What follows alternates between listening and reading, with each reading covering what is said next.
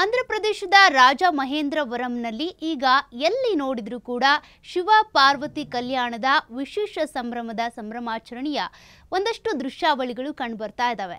ಆಂಧ್ರಪ್ರದೇಶದ ರಾಜಮಹೇಂದ್ರವರಂನಲ್ಲಿ ಈ ಒಂದು ಶಿವ ಪಾರ್ವತಿಯರ ಜಪ ಮುಂದುವರೆದಿದೆ.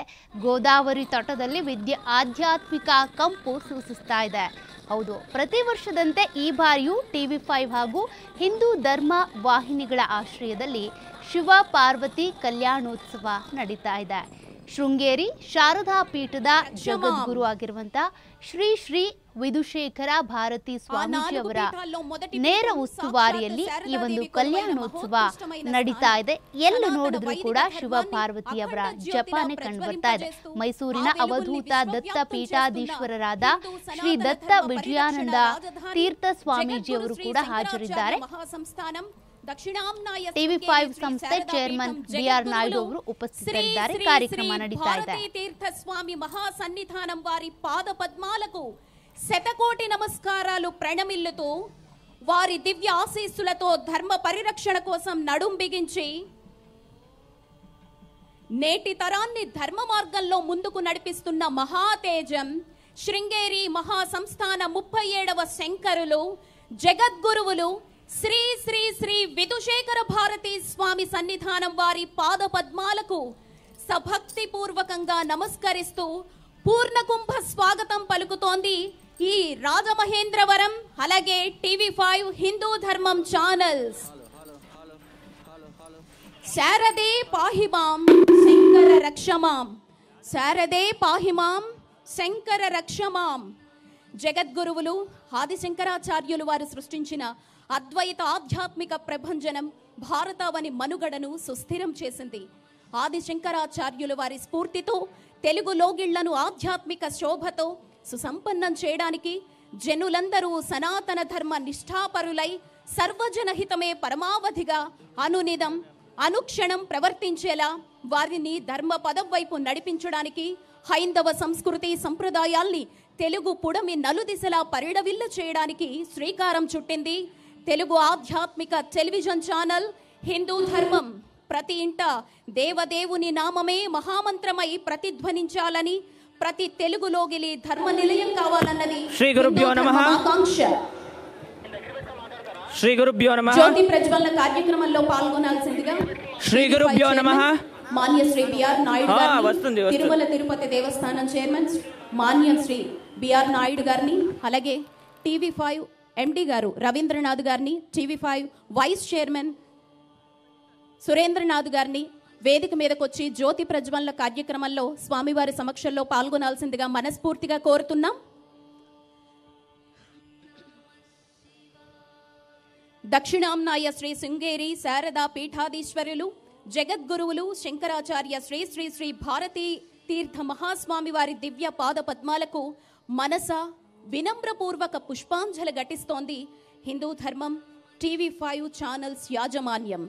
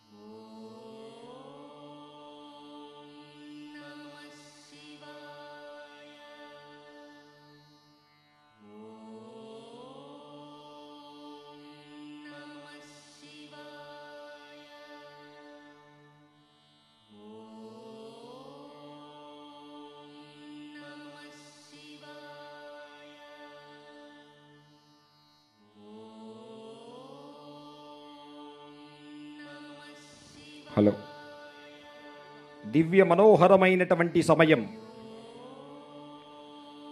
నడయాడేటటువంటి శంకరులు శ్రీమత్ పరమహంస పరివ్రాజకాచార్య పదవాక్య ప్రమాణ పారావార పారీణ జగద్గురువులు నడయాడేటటువంటి సాక్షాత్ శంకర స్వరూపులు జగద్గురువులు దక్షిణాంనాయ శృంగేరి పీఠాధీశ్వరులు మన యొక్క తపస్సు, మన యొక్క దీక్ష, మన యొక్క మనస్సంకల్పం సాకారం చెంది ఈనాడు స్వామివారు ఈ వేదిక మీదకి వచ్చేసి మనలందరినీ అనుగ్రహించడం అనేటటువంటిది పూర్వజన్మ సుకృత ఫల విశేషం. దివ్య మహోన్నతమైనటువంటి సమయంలో పీఠాధీశ్వరులు విచ్చేసి వారి యొక్క దివ్యమైనటువంటి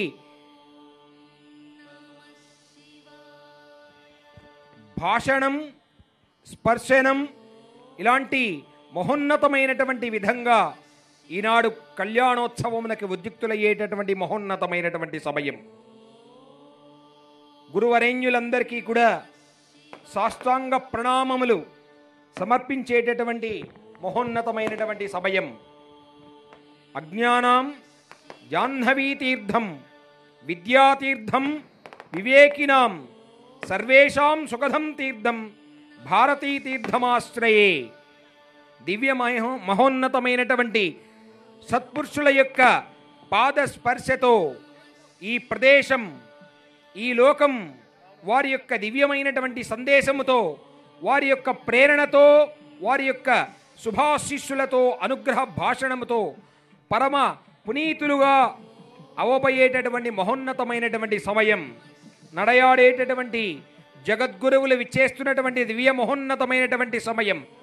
అందరూ కూడా చెప్పండి, జయ జయ శంకర, హర హర శంకర, జయ జయ శంకర, హర హర శంకర.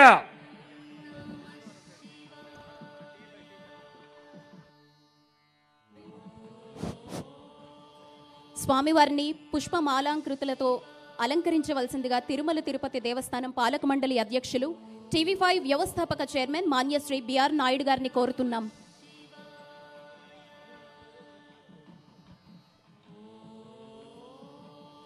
శారదే పాహిమాం శంకర రక్షమాం, శారదే పాహిమాం శంకర రక్షమాం, శారదే పాహిమాం శంకర రక్షమాం.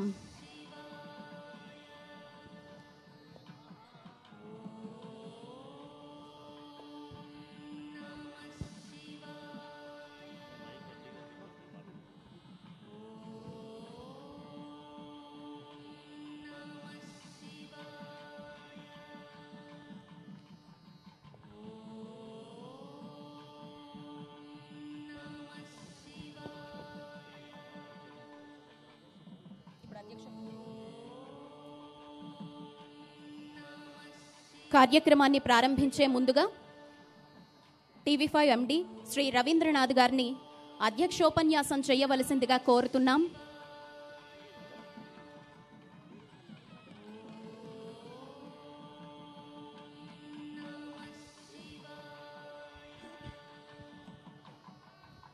ఓం నమః శివాయ. వేదికను అలంకరించిన శృంగేరి జగద్గురులు శ్రీ విధుశేఖర భారతీ స్వామి వారి పాదపద్మాలకు శతకోటి నమస్కారం తెలియజేస్తున్నాను. తెలుగుంటి పండుగ సంప్రదాయ వేడుక శ్రీ శివపార్వతుల కళ్యాణానికి విచ్చేసిన రాజమహేంద్రవర ప్రజలందరికీ స్వాగతం, సుస్వాగతం. టీవీ5 శివపార్వతులు కళ్యాణం ప్రారంభించి ఈ రోజుకు 12 సంవత్సరాలు. ఇది ఆధ్యాత్మిక జైత్రయాత్రగా యావత్ దేశాన ఓ గుర్తింపు పొందడం మన తెలుగు వారందరికీ గర్వకారణం చెప్పాలి. ఈ సంవత్సరం పుష్కర మహోత్సవంగా రాజమండ్రి గోదావరి తీరంలో మీ అందరి సమక్షంలో నిర్వహించడం చాలా సంతోషంగా ఉందని తెలియజేస్తున్నాను. శ్రీ శ్రీ విధుశేఖర భారతి స్వామివారి పాదపద్మాలకు శతకోటిని మరొకసారి నమస్కారాలు చేసుకుంటున్నాను. ధన్యవాదాలు.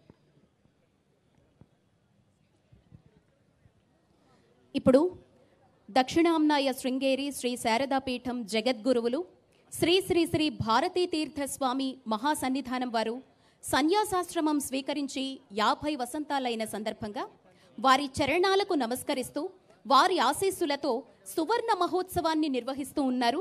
ఇందులో భాగంగా జగద్గురువుల ఆశీస్సులతో శ్రీ శ్రీ విధుశేఖర భారతీ స్వామివారు భక్తులందరి చేత కోటి హరిహర నామామృత లేఖన చేయించాలన్న సత్సంకల్పం చేసి ఉన్నారు. ఆ మహాకార్య విశేషాలపై స్వామివారి వీడియో సందేశాన్ని ఇప్పుడు చూద్దాం.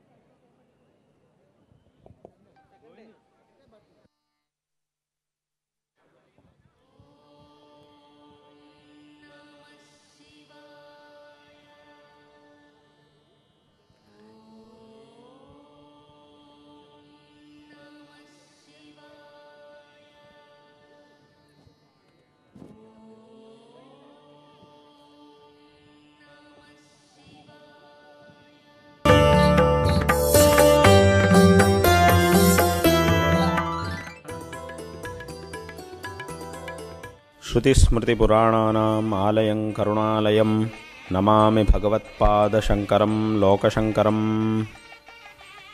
జగద్గురు శ్రీ శంకర భగవత్పాదాచార్యుల వారు 12 శతమానములకు పూర్వం మన యొక్క పవిత్రమైనటువంటి ఈ భారతదేశంలో అవతరించి సనాతన హిందూ ధర్మాన్ని పునరుద్ధరించి అందరికీ సన్మార్గ దర్శనం చేసి ధర్మతత్వము మరియు బ్రహ్మతత్వము వీట్లని చక్కగా అందరికీ అర్థమయ్యేట్టుగా ఉపదేశించి సమస్త సనాతన హిందూ ధర్మ అనుయాయుల్లోనూ ఒక ఐకమత్యాన్ని కలిగించి అత్యంత దృఢంగా ఈ సనాతన ధర్మాన్ని సంస్థాపన చేసి ఉన్నారు.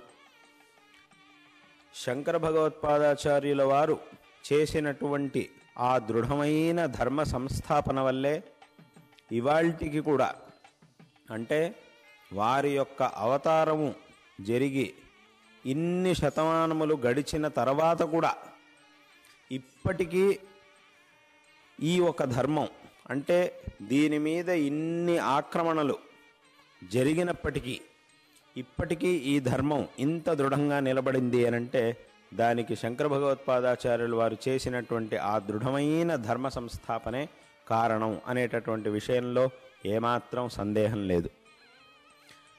కాబట్టి ఇటువంటి సనాతన ధర్మ అనుయాయుల యొక్క పరంపరలో జన్మించడం అనేది అందరూ కూడా ఎన్నో జన్మల్లో చేసుకున్నటువంటి పుణ్యం వల్లే సంభవించింది.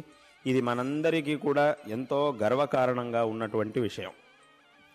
ఈ సనాతన ధర్మంలో పరంపరగా భగవద్ ఆరాధనను చేయడం అనేటటువంటిది ఒక ముఖ్యమైనటువంటి విషయం. అదేవిధంగా రెండో విషయం, ఇంకొకరికి ఉపకారం చెయ్యాలి అనేటటువంటిది రెండో విషయం. సమస్త సనాతన ధర్మం యొక్క సారాంశం ఏమిటి అనంటే భగవద్ ఆరాధన చెయ్యాలి, సత్పురుషులుగా జీవిస్తూ సజ్జనులుగా జీవిస్తూ ఇంకొకరికి ఉపకారం చెయ్యాలి అనేది రెండో విషయం. ఇటువంటి ఈ సనాతన ధర్మ సారాంశం అనేది ప్రతి ఒక్కరికి అత్యంత ఆవశ్యకమైనటువంటిది జీవితంలో. కాబట్టి ఈ రకంగా మన యొక్క ధర్మం మనకు ఉపదేశించినట్టు జీవితంలో భగవద్ ఆరాధనను మరియు ఇతరులకి ఉపకారము, ఈ రెండు పనులను చక్కగా చేయడం వల్ల ఈ ధర్మాన్ని ఆచరించినటువంటి వాళ్ళం అవుతాము.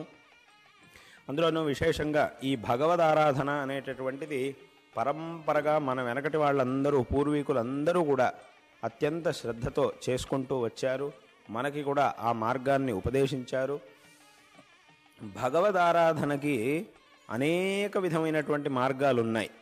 శాస్త్రముల్లో భగవంతుడి యొక్క విగ్రహాన్ని ఆరాధించడం, హోమం చెయ్యడం, జపం చేయడం, ధ్యానం చేయడం, చరిత్రను పఠించడం, అలాగే తీర్థక్షేత్రాలను సందర్శించడం మొదలైనటువంటి అనేక మార్గాలను భగవదారాధన కోసం చెప్పి ఉన్నారు.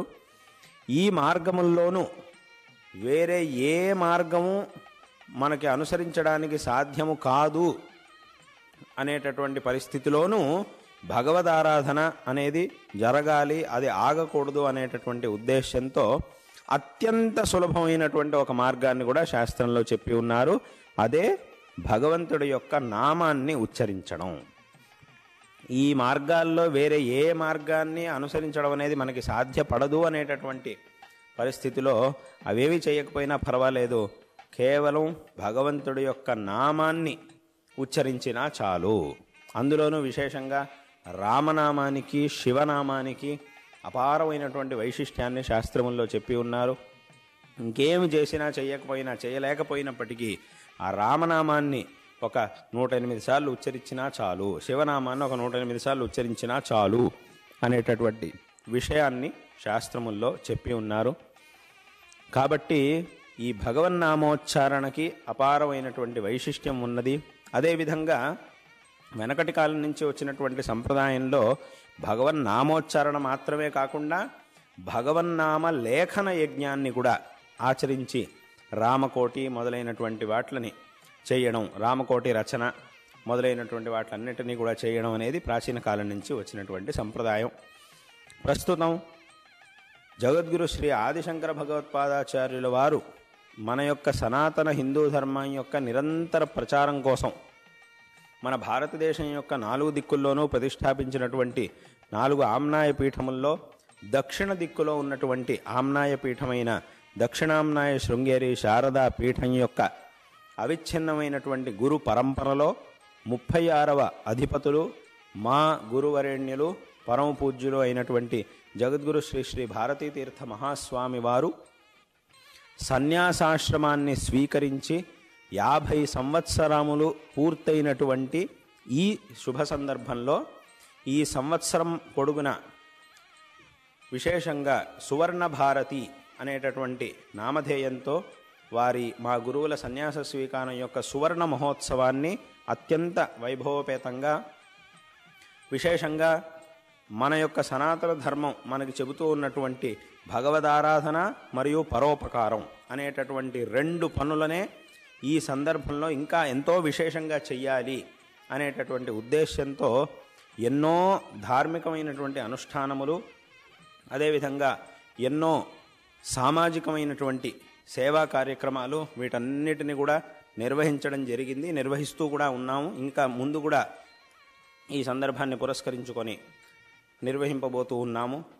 ఇటువంటి ఈ సందర్భంలో భగవద్ ఆరాధనను విస్తారంగా చేస్తూ దానిలో ఒక భాగంగా ఒక ముఖ్యమైనటువంటి కార్యక్రమాన్ని ఈ సందర్భంలో సంకల్పించడం జరిగింది. అదే హరిహర నామామృతము అనేటటువంటి కార్యక్రమం. ఈ హరిహర నామామృతము అనేటటువంటి కార్యక్రమంలో భక్తజనులు చేయవలసినటువంటి ఒక కర్తవ్యం ఏమిటి అనంటే, ప్రతి ఒక్క భక్తుడు కనీసం 108 సార్లు శివనామాన్ని, అదేవిధంగా 108 సార్లు రామనామాన్ని స్వహస్తములతో రాయాలి అనేటటువంటిది ఈ కార్యక్రమం యొక్క ముఖ్యమైనటువంటి ఉద్దేశ్యం. ఈ విధంగా మనస్సులో ఉన్నటువంటి సంకల్పం ఏమిటి అంటే, కనీసం 1 కోటి మంది భక్తులు తమ హస్తముల ద్వారా భక్తులకు ఇవ్వబడేటటువంటి ఒక పత్రంలో ముందు భాగంలోనూ వెనక భాగంలోనూ శివనామాన్ని, రామనామాన్ని 108 సార్లు రచించి దాన్ని పీఠమునకు సమర్పించి, ఇక్కడ చేయబడినటువంటి వ్యవస్థ ఏర్పాట్ల ద్వారా పీఠమునకు సమర్పించిన పిదప ఆ పత్రములను శృంగేరి క్షేత్రంలో శ్రీమఠంలో ఉన్నటువంటి తోరణ గణపతి సన్నిధి దగ్గర ఇప్పుడు నూతనంగా నిర్మించబడుతూ ఉన్నటువంటి హరిహర నామాలయములో ఆ మందిరంలో ఆ పత్రములన్నిటినీ కూడా అక్కడ స్థాపించడం. ఈ ఒక కార్యక్రమాన్ని అంటే 1,00,00,000 సంఖ్యలో భక్తుల చేత ఈ లేఖన యజ్ఞంలో ఈ భగవన్నామామృతాన్ని రచింపజేసి ఆ పత్రములన్నిటినీ కూడా వచ్చే రామనవమి సందర్భంలో అక్కడ శృంగేరిలో ప్రతిష్టాపితం చెయ్యాలి అనేటటువంటి ఒక సంకల్పంతో ఈ కార్యక్రమాన్ని మొన్న నవరాత్రి మహోత్సవముల సందర్భంలో విజయదశమి నాడు ప్రారంభించడం జరిగింది. స్వయంగా మా యొక్క ప్రార్థనకు కనికరించి మా గురువరేణ్యులు తమ యొక్క అమృత హస్తములతోనే శివనామాన్ని రామనామాన్ని 108 సార్లు రచించి మొట్టమొదట రచించి ఈ కార్యక్రమాన్ని ఉద్ఘాటన చేసి మాకు అనుగ్రహించారు. తదనంతరం అన్ని చోట్ల విస్తారముగా భక్తులందరికీ కూడా ఈ పత్రాలను ఇవ్వడం జరుగుతూ ఉన్నది. భక్తులందరూ కూడా ఇప్పటికే ఎన్నో వేల మంది, లక్షల మంది దీంట్లో పాల్గొంటూ ఉన్నారు. పాల్గొని అత్యంత భక్తితో ఈ పత్రాలని రచించి ఇస్తూ ఉన్నారు. ఈ కార్యక్రమం విశేషంగా జరుగుతూ ఉన్నది. భక్తులందరికీ చెప్పవలసినటువంటి ఒక విషయం ఏమిటంటే, ఈ కార్యక్రమంలో దేంట్లో అయితే ఈ భగవన్నామాన్ని రచించాలో ఆ పత్రములని భక్తులకు అందజేసేటటువంటి ఒక ఏర్పాట్లని చేయడం జరుగుతూ ఉన్నది. ఇందులో ఈ ఒక కార్యక్రమంలో ఎవ్వరూ కూడా ఒక్క రూపాయిని కూడా ఖర్చు పెట్టవలసినటువంటి అవసరమే లేదు. అటువంటి ఒక కార్యక్రమం ఇది. అయితే 1 రూపాయి కూడా ఖర్చు పెట్టవలసినటువంటి అవసరం లేదు అంటున్నారు కాబట్టి ఇంకేమీ అడగబోము అని మాత్రం ఎవరు అనుకోకూడదు. రూపాయి అంటే అది డబ్బు. డబ్బు కంటే కూడా విలువైనటువంటి వస్తువు మనిషి దగ్గర ఒకటి ఉన్నది, అదే సమయం. కాబట్టి అటువంటి సమయాన్ని మీ దగ్గర అడుగుతూ ఉన్నాం. ఈ ఒక కార్యక్రమం కోసం ప్రతి ఒక్క భక్తుడు కూడా తమ యొక్క జీవితంలోంచి కేవలం ఒక 10 నుంచి 15 అథవా 20 నిమిషాల సమయం వరకు దీనికోసం కేటాయిస్తే సావకాశంగా 108 సార్లు మనస్సులో పరిపూర్ణమైనటువంటి శ్రద్ధతో భగవత్ స్మరణ చేస్తూ ఆ భగవన్నామాన్ని ఉచ్చరిస్తూ స్మరిస్తూ ఈ లేఖన యజ్ఞంలో పాల్గొనవచ్చు. అయితే ఇలా పాల్గొన్న తర్వాత మీరు సమర్పించినటువంటి ఆ ప్రతి ఒక్క పత్రము అక్కడ సన్నిధిలో ఆ హరిహర నామాలయంలో ఈ ఒక పత్రాన్ని అక్కడ స్థాపించడం అనేటటువంటిది జరుగుతుంది. కాబట్టి ఈ కొంత సమయాన్ని భగవంతుడు మనకిచ్చినటువంటి అమూల్యమైన వస్తువైన ఈ సమయాన్ని దీనికోసం కేటాయించి ఈ యొక్క పవిత్రమైనటువంటి కార్యక్రమంలో అందరూ కూడా పాల్గొని శ్రీ శారదా చంద్రమౌళీశ్వరుల యొక్క మా గురువరేణ్యులైనటువంటి జగద్గురు శ్రీ శ్రీ భారతీ తీర్థ మహాస్వామి వారి యొక్క పరిపూర్ణమైనటువంటి కృపకు పాత్రులు కాగలరని ఈ సందర్భంలో మీ అందరికీ కూడా తెలియజేస్తూ మీ అందరికీ నారాయణ స్మరణ పూర్వకమైనటువంటి ఆశీర్వాదాలను తెలియజేస్తూ ఉన్నాం.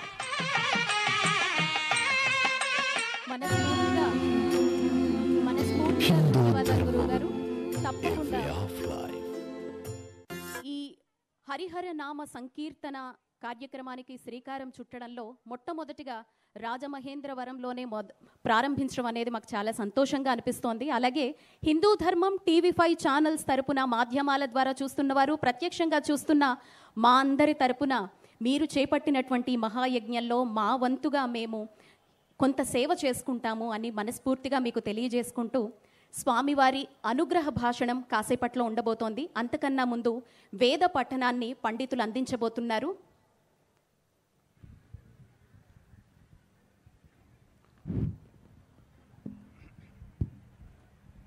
ఓం శ్రీ గురుభ్యో నమః.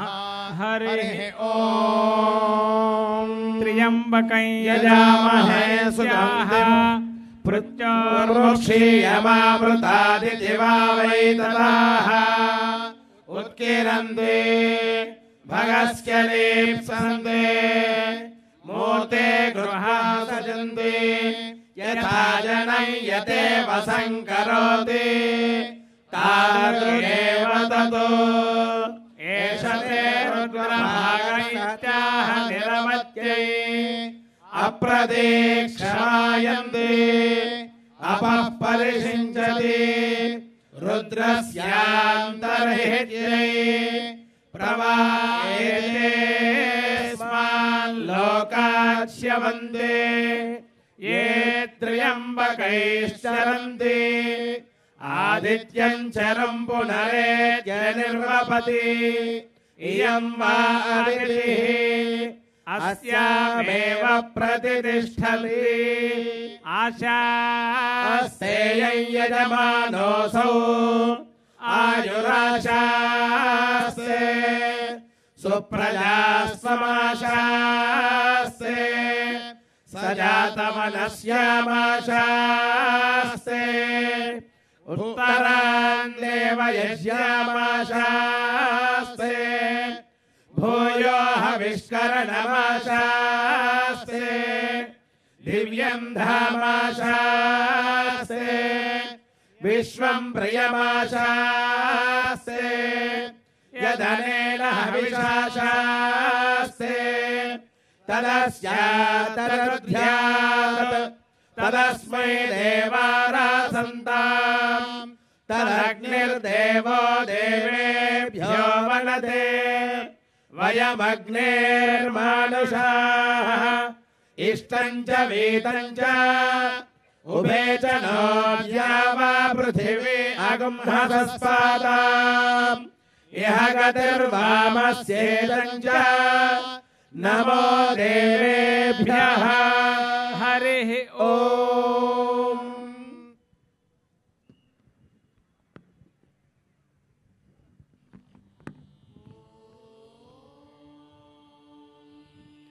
శ్రీ శివపార్వతుల కళ్యాణ మహోత్సవ ప్రాంగణంలో తమ పవిత్ర చరణాల్ని మోపి ఈ ఉత్సవానికి మరింత పవిత్రత చేకూర్చిన జగద్గురువులు శ్రీ శ్రీ శ్రీ విధుశేఖర భారతీ స్వామి సన్నిధానం వారిని భక్తులను ఉద్దేశించి అనుగ్రహ భాషణ చేయాల్సిందిగా ప్రార్థనాపూర్వకంగా కోరుతున్నాం.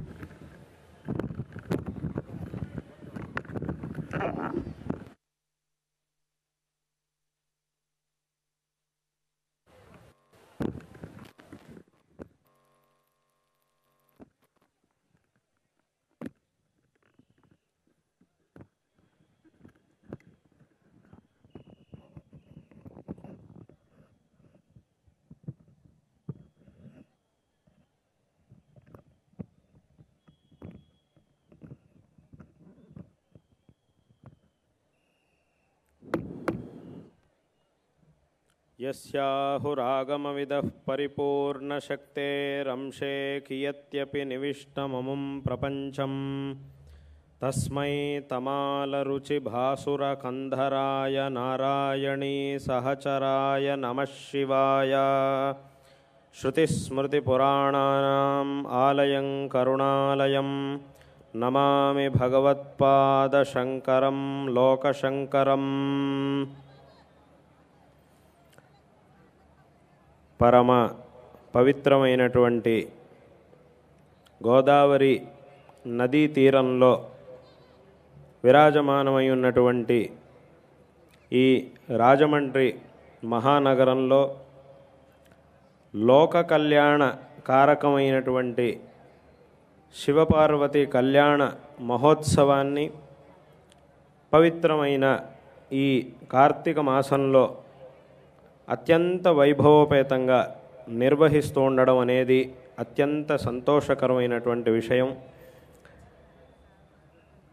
12 సంవత్సరాలుగా అంటే పుష్కర కాలంగా ఈ మహోత్సవాన్ని అత్యంత వైభవోపేతంగా ఎన్నో ప్రదేశాల్లో నిర్వహిస్తూ జనాలందరిలోనూ ఒక ధార్మికమైనటువంటి చైతన్యాన్ని జాగృతపరుస్తూ ఉన్నటువంటి ఈ TV5 హిందూ ధర్మ ఛానళ్ళ యొక్క ప్రయత్నం అనేది అత్యంత ప్రశంసనీయంగా ఉన్నది.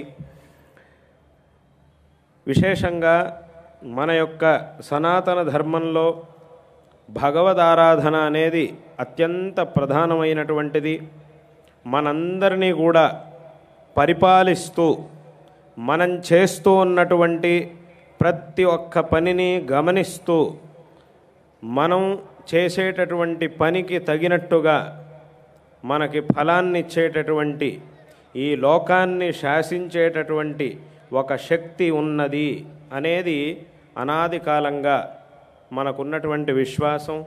ఆ శక్తే సమస్త ఉపనిషత్తుల్లోనూ సమస్త వైదిక వాంగ్మయంలోనూ ప్రతిపాదింపబడినటువంటి పరమాత్మ. అటువంటి ఆ పరమాత్మ యొక్క ఆరాధనను అనాది కాలంగా మనం చేసుకుంటూ వస్తూ ఉన్నాం. విశేషంగా పరమేశ్వరుడు యొక్క ఆరాధనను, పార్వతీ పరమేశ్వరుల యొక్క ఆరాధనను చేయడం అనేది అనాది కాలంగా వచ్చినటువంటి సంప్రదాయం. ఆ పరమేశ్వర ఆరాధన వల్ల మనకి సకల విధమైనటువంటి శ్రేయస్సులు లభించి మనకున్నటువంటి కష్టములన్నీ కూడా పరిహారం అయ్యి సమస్త శ్రేయస్సులు లభిస్తాయి అనేటటువంటి విషయంలో ఏమాత్రం సందేహానికి ఆస్పదమే లేదు. అటువంటి గొప్ప ఆరాధన ఈ పార్వతీ పరమేశ్వరుల యొక్క ఆరాధన. ఈ కళ్యాణ మహోత్సవాన్ని ఇక్కడ ఇంత వైభవోపేతంగా నిర్వహిస్తూ ఉండడం అనేది మనస్సుకి అత్యంత సంతోషాన్ని కలిగిస్తూ ఉన్నది.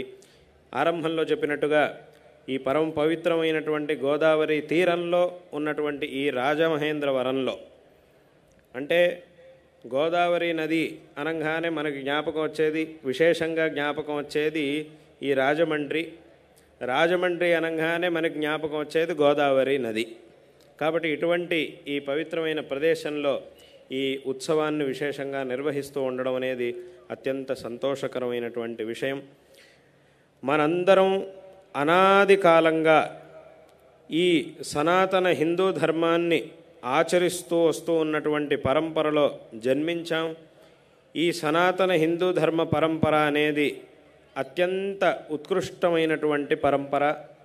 మన పూర్వీకులందరూ కూడా విశేషంగా ధర్మాచరణకి ప్రాధాన్యమిచ్చి, ధర్మాచరణే మన జీవితం యొక్క ప్రధానమైనటువంటి ఉద్దేశ్యం. మేము దేన్నైనా వదలడానికి సిద్ధంగా ఉంటాము, కానీ ఈ ధర్మాన్ని మాత్రం ఎప్పుడూ వదిలేది లేదు. మా ప్రాణముల కంటే కూడా ధర్మమే మాకు ముఖ్యము అనేంత గొప్ప సంస్కారంతో మన పూర్వీకులందరూ కూడా ఈ ధర్మం యొక్క గొప్పదనాన్ని చక్కగా తెలుసుకొని దీన్ని ఎంతో చక్కగా ఆచరించి మనందరికీ కూడా ఆదర్శంగా ఉన్నారు. అంటే ఈ దేశంలో పూర్వకాలంలో ఉన్నటువంటి వ్యక్తులు ఎంత ధార్మికంగా ఉండేవారు అనేటటువంటి విషయానికి సంబంధించి ఒక విషయాన్ని చెప్పాలంటే, ఒక సంఘటనని చెప్పాలంటే, ఎన్నో వందల సంవత్సరాలకు పూర్వం ఒక మహారాజు ఏదో బయట దేశం నుంచి బయలుదేరి, నేను ఈ ప్రపంచంలో ఉన్నటువంటి దేశాలన్నిటినీ జయించి అన్నిటినీ నా వశంలోకి తెచ్చుకోవాలి అనే పెద్ద కోరికతో బయలుదేరాడు. రకరకాల దేశాల్ని జయించుకుంటూ తన వశంలోకి తెచ్చుకుంటూ చివరికి భారతదేశంలోకి ప్రవేశించాలి అని చూశాడు. మొట్టమొదట భారతదేశంలో వాడంత సులభంగా ప్రవేశించలేకపోయాడు. మొత్తానికి ఏదో చేసి ఇక్కడున్న వాళ్ళని ఏదో తన వశంలోకి తెచ్చుకొని ఏదో ఒక రకంగా భారతదేశంలోకి ప్రవేశించాడు. అంటే వాడు ముందు నుంచే విన్నాడు, ఈ భారతదేశం అనేది ఇక్కడ ఉండేటటువంటి జనాలు అన్ని దేశాల్లాగా కాదు, ఇక్కడ ఉండేటటువంటి వాళ్ళు ధర్మానికి చాలా ప్రాధాన్యం ఇస్తారు, కాబట్టి ఈ దేశాన్ని జయించడం అనేది అంత సులభంగా జరగదు అని వాడు విన్నాడు. వాడు కొంతమంది చెప్పారు. అదేమిటో చూద్దాం అనుకుంటూ వాడి దేశంలోకి ప్రవేశించాడు. ప్రవేశించినప్పుడు ఒకరోజు ఏమైంది అనంటే, పొద్దున పూట వీడు ఎక్కడైతే ఉన్నాడో వీడి శిబిరానికి దగ్గరగా ఇద్దరు వ్యక్తులు గొడవ పడుతూ ఉన్నటువంటి విషయం వీడికి వినిపించింది. ఇద్దరు వ్యక్తులు ఉన్నారు, ఇద్దరు గొడవ పడుతూ ఉన్నారు. ఆ గొడవని విని వీడేం చేశాడంటే వీడి మంత్రిని పంపించాడు. అక్కడ ఏదో గొడవ జరుగుతోంది, ఏం జరుగుతోంది ఏనో అన్న ఒకసారి నువ్వు వెళ్ళి తెలుసుకొని రా అని చెప్పి పంపించాడు. అప్పుడు ఈ మంత్రి వెళ్ళాడు. వెళ్ళి అక్కడ విషయం అంతా తెలుసుకొని వీళ్ళ దగ్గరికి మళ్ళీ మహారాజు గారి దగ్గరికి వచ్చాడు. వచ్చినప్పుడు ఏమిటి విషయం అని మహారాజా అడిగాడు. అప్పుడు వాడు చెప్పాడు, ఆ మంత్రి చెప్పాడు, ఏం లేదు మహారాజా, అక్కడ ఇద్దరు వ్యక్తులు గొడవ పడుతున్నారు కదా, వాళ్ళిద్దరిలో ఒకడు తన భూమిని ఇంకొకటికి అమ్మాడు. వీడు దానికి ఎంత అవుతుందో అంత వాడికి ఇచ్చి కొన్నాడు. ఈ కొన్నటువంటి వాడు ఆ భూమిలో ఒక ఇల్లుని కట్టడం కోసం పునాదులు తవ్వడం మొదలుపెట్టాడు. అలా తవ్వుతూ ఉన్నప్పుడు ఆ భూమి లోపల ఒక పెద్ద నిధి దొరికింది. అని చెప్పాడు. ఆ నిధి కోసం వాళ్ళిద్దరూ గొడవ పడుతున్నారు అని చెప్పి ఈ మంత్రి చెప్పాడు. అప్పుడు ఈ మహారాజు అన్నాడు, ఓ సింతేనా, ఇలాంటి గొడవలు అన్ని చోట్ల ఉండేవే కదా, ఏదో ఈ దేశం గురించి చాలా గొప్పగా ఏదేదో చెప్పారు, కానీ ఇక్కడ చూస్తే నిధి దొరకంగానే ఇదే నాది నాది అని చెప్పి ఇద్దరు కొట్టుకుంటున్నాడు, అంతే కదా, ఇది నాకు కావాలి అని ఇద్దరూ కొట్టుకుంటూ ఉన్నారు, అంతే కదా విషయం. ఇలాంటి గొడవలు ప్రపంచంలో అన్ని చోట్ల ఉండనే ఉంటాయి కదా, అందరూ ఇలాగే కదా ఉండేది, చిన్న కాస్త నిధి దొరికిందంటే చాలు దానికోసం ఎగబడుతూ ఉంటారు, ఇది అన్ని చోట్ల ఉండేదే కదా, ఇక్కడ కూడా అదే జరుగుతోంది, అంతే పెద్ద విశేషం ఏం లేదు కదా అని మహారాజు అన్నాడు. అప్పుడు ఈ మంత్రి అన్నాడు, అయ్యా ఇంకా నేను చెప్పాల్సింది పూర్తవలేదు, వాళ్ళిద్దరూ నిధి విషయంలో ఇద్దరూ గొడవ పడుతున్నారు, కొట్టుకుంటున్నారు అనేది వాస్తవం, కానీ ఈ నిధి నాకు కావాలి అని గొడవ పడట్లేదు, నాది కాదు అని ఇద్దరూ గొడవ పడుతున్నారు అని చెప్పాడు. అంటే ఏమిటి, ఈ అమ్మినటువంటి వాడు ఏమంటున్నాడు అనంటే, అంటే అక్కడ ఎవరైతే కొన్నాడో వాడు పునాదుల్ని తవ్వినప్పుడు వాడికి ఆ నిధి దొరికినప్పుడు వెంటనే వాడేం చేశాడు అనంటే ఆ నిధిని తీసుకొచ్చి ఆ అమ్మిన వాడికి ఇచ్చాడు. అప్పుడు ఆ అమ్మినవాడు ఏమన్నాడు అనంటే, ఇది నాకు చెందింది కాదు, నేను మొత్తం భూమిని నీకు అమ్మేశాను కాబట్టి ఈ భూమి లోపల ఉండేవన్నీ కూడా నీకే చెందుతాయి, ఈ లోపల ఈ నిధి ఉన్నటువంటి విషయం నాకు తెలియకుండా నేను నీకు అమ్మాను, కాబట్టి లోపల ఉన్నటువంటి నిధి నీకే చెందుతుంది తప్ప దీని మీద నాకు అధికారం లేదు, ఇది నువ్వు తీసుకోవడమే ధర్మం అని వీడంటున్నాడు. దానికి ఈ కొన్నటువంటి వాడు ఏమంటున్నాడు అనంటే, నేను భూమిని మాత్రమే కొన్నాను, భూమిని కొనడానికి ఎంత డబ్బు ఖర్చు అవుతుందో అంత డబ్బుని మాత్రమే మీకు ఇచ్చాను, కాబట్టి భూమి మాత్రమే నాకు చెందుతుంది, ఈ భూమి లోపల ఉండేటటువంటి నిధి మీద నాకు అధికారం లేదు, బహుశా మీ తాత ముత్తాతలు ఎవరో దీన్ని ఇక్కడ పెట్టుండొచ్చు, కాబట్టి ఇది మీకు చెందుతుంది, కాబట్టి మీరు దీన్ని తీసుకోండి, ఇది నాకు అక్కర్లేదు, మీరు తీసుకోవడమే ధర్మం అని వీడు వాడికి ఇస్తున్నాడు. ఈ రకంగా ఇది నువ్వు తీసుకో అని ఇద్దరు గొడవ పడుతున్నారు తప్ప నాకు కావాలి అని ఇద్దరు గొడవ పడట్లేదు. ఇద్దరి మనస్సులోనూ ఉన్నటువంటిది ధర్మం, ఎవరు తీసుకుంటే ఇది ధర్మం అనే దాన్నే ఇద్దరు ఆలోచిస్తున్నారు తప్ప ఆ నిధి కోసం ఎవరు కూడా ఆశపడట్లేదు. దానికంటే కూడా ప్రధానంగా ఏది ధర్మాన్ని మనం రక్షించాలి అనేటటువంటి తపనతో వాళ్ళిద్దరూ గొడవ పడుతున్నారు అనేటటువంటి విషయాన్ని ఆ మహారాజుకి ఈ మంత్రి చెప్పాడు. అది విన్నప్పుడు ఆ మహారాజు చాలా ఆశ్చర్యపోయాడు. ఇలాంటి జనాల్ని, ఇంత ధర్మానికి ఇంత ప్రాధాన్యాన్ని ఇచ్చేటటువంటి ఇంత గొప్ప మనస్సు కలిగినటువంటి జనాలని గురించి నేను ఎక్కడా వినలేదు, ఎక్కడా చూడలేదు. కాబట్టి ఈ దేశం గురించి నేను ఏవైతే విన్నానో, ఇక్కడ ఉండేటటువంటి జనాలందరూ కూడా ధర్మానికి ప్రాధాన్యం ఇస్తారు, అన్నిటికంటే ఎక్కువగా ధర్మాన్నే ప్రధానంగా భావిస్తారు అనేటటువంటి విషయం నేను ఏదైతే విన్నానో అది అక్షరాల సత్యం. దానికి కావలసినటువంటి ఒక ప్రత్యక్షమైన ఉదాహరణ ఇప్పుడు నాకు కనబడింది. కాబట్టి ఈ దేశాన్ని, అన్ని దేశాల్ని జయించినట్టుగా కేవలం ఆయుధాలతో జయించడం అనేది అసాధ్యము అని చివరికి నిర్ణయించుకున్నాడు.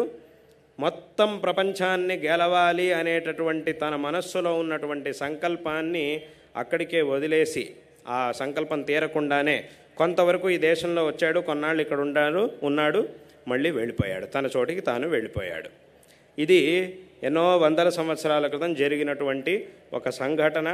ఆ రాజు ఎవరు అనేటటువంటి విషయాన్ని, వాడి పేరు నేను ప్రత్యేకంగా చెప్పవలసినటువంటి అవసరం లేదు. ఇతిహాసం తెలిసినటువంటి వాళ్ళకి చాలామంది అతడి పేరును వినే ఉంటారు, ఈ కథను కూడా చాలామంది వినే ఉంటారు. కాబట్టి ఈ విషయాన్ని ఈ సందర్భంలో ఎందుకు ప్రస్తావిస్తూ ఉన్నాము అనంటే, ఈ ధర్మం అనేది అంత ప్రధానమైనటువంటిది. కాబట్టి మన పూర్వీకులందరూ కూడా ఈ సనాతన హిందూ ధర్మానికి ఇంత ప్రాధాన్యాన్నిచ్చి విశేషంగా దీన్ని ఆచరించారు. కాబట్టి మనము కూడా పరంపరగా ఈ ధర్మంలో పుట్టినటువంటి మనందరం కూడా ఈ ధర్మం యొక్క విషయంలో అపారమైనటువంటి శ్రద్ధని పెంచుకొని ఈ ధర్మాన్ని చక్కగా ఆచరించి కృతార్థులం కావాలి.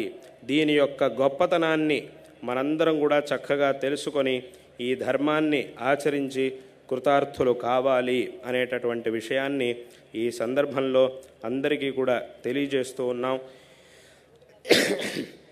విశేషంగా మన జీవితంలో ఈ ధర్మ మార్గాన్ని అనుసరించాలి, ఈ ధర్మ మార్గంలో నేను ఉండాలి అనేటటువంటి మంచి సంకల్పంతో, దృఢమైనటువంటి సంకల్పంతో మనం ముందుకొచ్చినప్పుడు దానికి కావలసినటువంటివన్నిటినీ కూడా భగవంతుడు ఏదో ఒక రూపంలో మనకు అనుగ్రహిస్తాడు.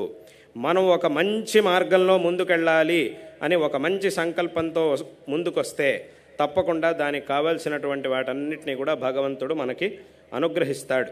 అందుకే ఒక కథ ఉన్నది. ఏమిటి అనంటే, ఒకసారి మన చేతుల్లో ఉన్నటువంటి ఈ 5 వేళ్ళు, ఒకరి చేతిలోనూ 5 వేళ్ళు ఉన్నాయి. ఈ 5 వేళ్ల మధ్యలో ఒకసారి ఒక పెద్ద గొడవ వచ్చింది. 5 వేళ్ల మధ్యలో ఒక పెద్ద గొడవ ఏర్పడింది. ఏమిటి అనంటే, మన 5గురిలో ఎవరు పెద్ద అని, ఎవరు గొప్పవాళ్ళు అనేటటువంటి ఒక పెద్ద గొడవ ఈ 5 వేళ్ల మధ్యలో ఏర్పడింది. ఇవన్నీ కూడా ఈ 5 వేళ్ళు చాలాసేపు గొడవ పడినాయి. నేనే గొప్ప, నేనే గొప్ప. ఎందుకంటే లోకంలో ఇలాంటి విషయం వచ్చినప్పుడు, ఎవరు గొప్ప అనేటటువంటి విషయం వచ్చినప్పుడు అందరూ ఏం చేస్తారు? నేనే గొప్పవాడిని, నేనే గొప్పవాడిని, నేను అది చేశాను, ఇది చేశాను అని చెప్పుకుంటూ ఉంటారు. అలా లోకంలో అందరూ చేస్తూ ఉంటారు. కాబట్టి ఇక్కడ కూడా ఈ 5 వేళ్ల మధ్యలో ఎవరు గొప్ప అనేటటువంటి విషయం వచ్చినప్పుడు 5 వేళ్ళు చెప్తున్నాయి నేనే గొప్ప, నేనే గొప్ప అని చెప్పుకోవడం మొదలెట్టాయి. ఎంతసేపు అయినా కూడా ఇక్కడ తీర్మానం కాలేదు.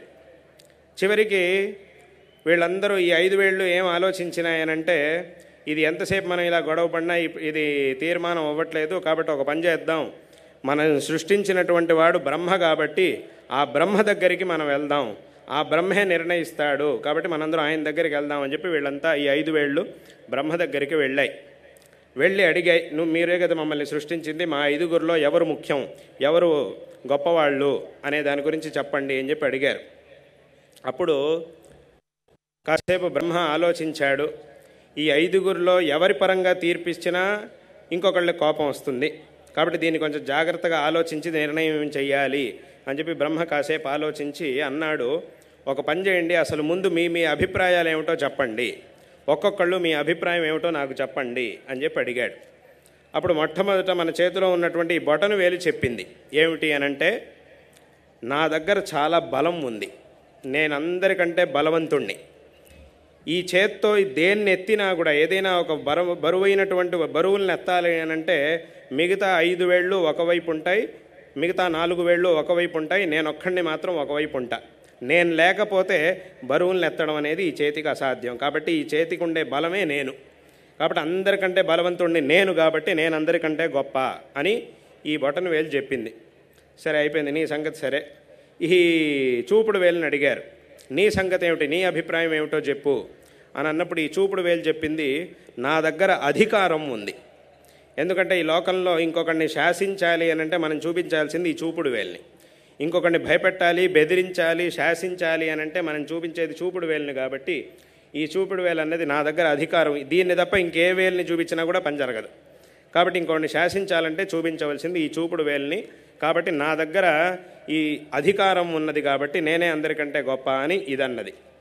సరే, దీని సంగతి అయిపోయింది. ఈ మధ్యలో ఉన్నటువంటి వేలుని అడిగారు, నీ సంగతి ఏమిటి, నీ అభిప్రాయం ఏమిటి అన్నప్పుడు అప్పుడు ఈ మధ్యలో ఉన్నటువంటి వేలు చెప్పింది, నాకు ఒక మంచి స్థాన బలం ఉంది, నేను మధ్యలో ఉన్నా, ఇది నా స్థానం.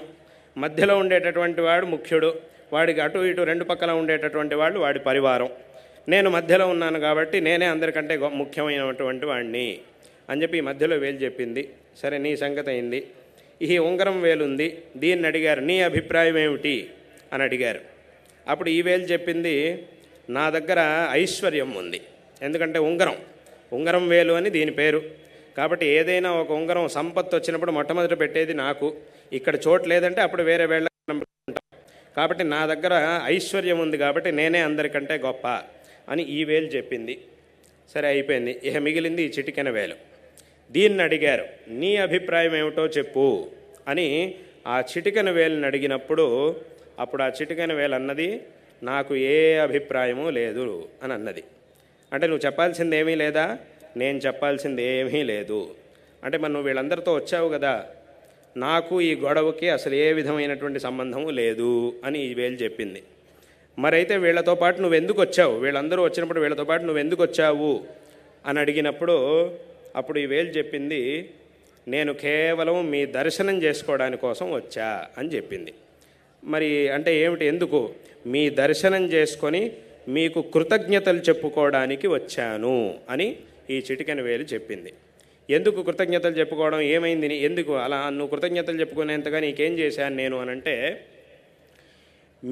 మీరు సృష్టికర్త అయినటువంటి నువ్వు ఈ ఏ వేళ్ళకి లేనటువంటి ఒక గొప్ప అవకాశాన్ని నాకు ఇచ్చారు.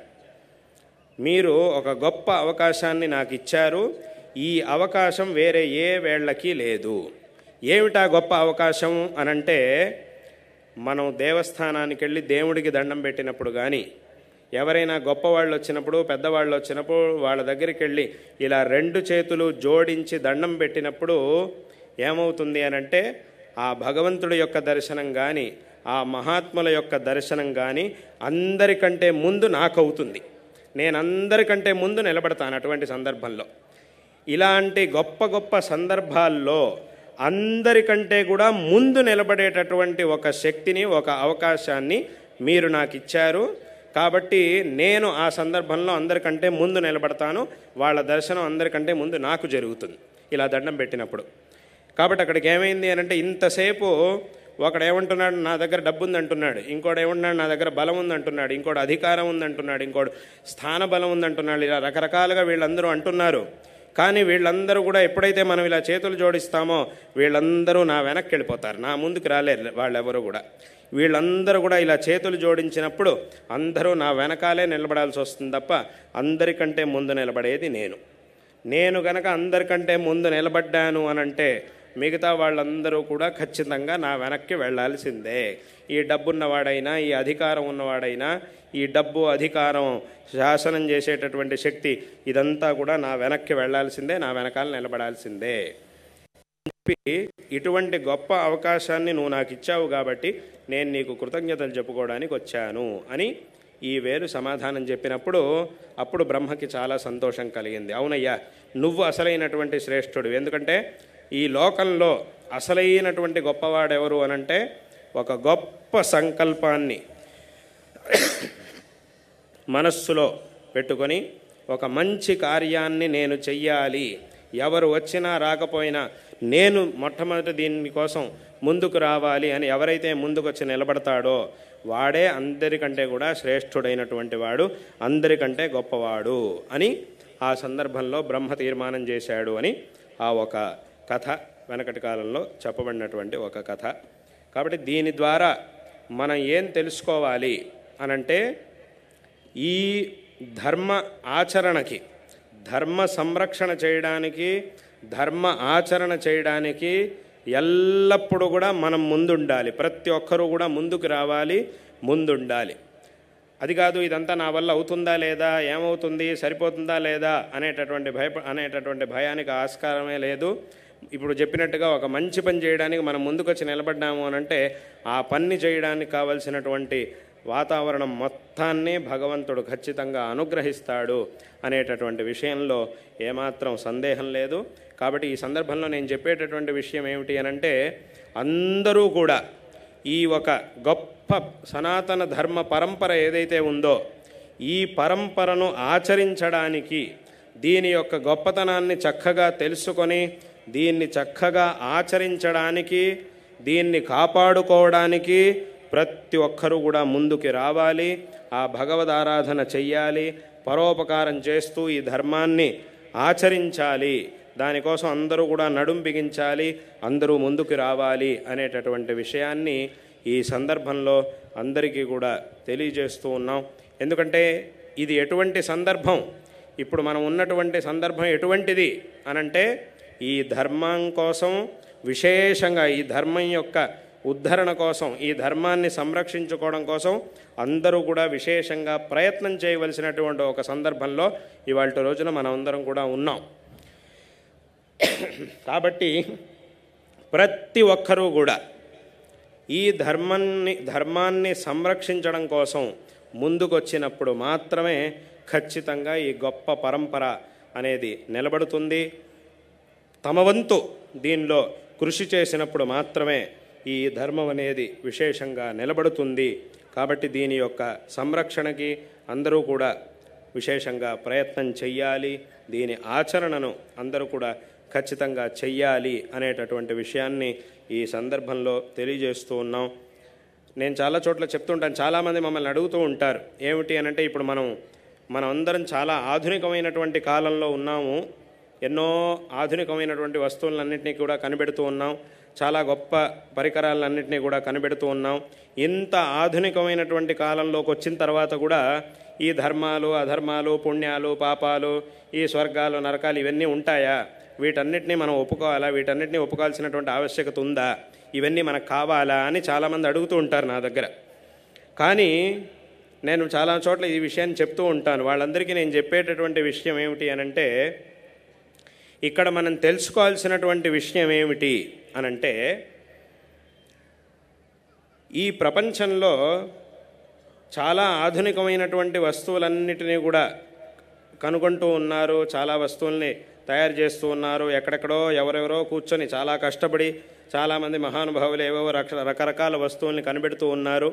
ఆ వస్తువులను అందరూ కూడా తెచ్చుకొని చక్కగా ఉపయోగించుకుంటూ ఉన్నారు. వెనకటి కాలంలో 100 మంది ఎన్నో ఏళ్ల పాటు చేసినటువంటి పనులని ఇప్పటి కాలంలో కేవలం కొన్ని నిమిషాల్లోనే పూర్తి చేసేంత ఆ ఆధునికమైనటువంటి పరికరాలని కనుగొంటూ ఉన్నారు. అదంతా కూడా నిజమే, వాస్తవమే, అందులో ఏమాత్రం సందేహం లేదు. కానీ ఇక్కడ మనం తెలుసుకోవాల్సినటువంటి ఒక విషయం ఏమిటి అనంటే, ఈ లోకంలో ఎన్నో రకరకాల ఆధునికమైనటువంటి సౌకర్యాలు పెరిగినా కూడా దుఃఖం అనేది ఏమాత్రం తగ్గలేదు. ప్రపంచంలో మనిషికి ఉన్నటువంటి కష్టాలు ఏమాత్రం తగ్గలేదు. కష్టాలు అలాగే ఉన్నాయి. కష్టపడేవాళ్ళు కష్టాలు పడుతూనే ఉన్నారు. ఆ కష్ట సుఖాలు అనేవి మాత్రం ఏమీ మారలేదు ప్రపంచంలో. పైగా వెనకటి కాలంలో మనం ఎప్పుడు కూడా చూడనటువంటి కష్టాలను ఇప్పటి కాలంలో చూడాల్సి వస్తుంది. ఇటువంటి కష్టాల గురించి ఎప్పుడు మనం వినలేదు. వెనకటి కాలంలో ఎవరెవరైతే ఉన్నారో వాళ్ళు ఇలాంటి కష్టాలను ఎప్పుడు అనుభవించలే. కానీ అలాంటి కొత్త కొత్త కష్టాలన్నింటినీ కూడా ఈ సౌకర్యవంతమైనటువంటి ప్రపంచంలోనూ ఎంతోమంది అనుభవిస్తూనే ఉన్నారు. అంటే వెనకటి కాలంలో కూడా కష్టాలను అనుభవించినటువంటి వాళ్ళు ఉన్నారు, సుఖంగా ఉన్నటువంటి వాళ్ళు ఉన్నారు. ఇప్పటి కాలంలోనూ కష్టాలను అనుభవిస్తున్నటువంటి వాళ్ళు ఉన్నారు, సుఖంగా ఉండేటటువంటి వాళ్ళు ఉన్నారు.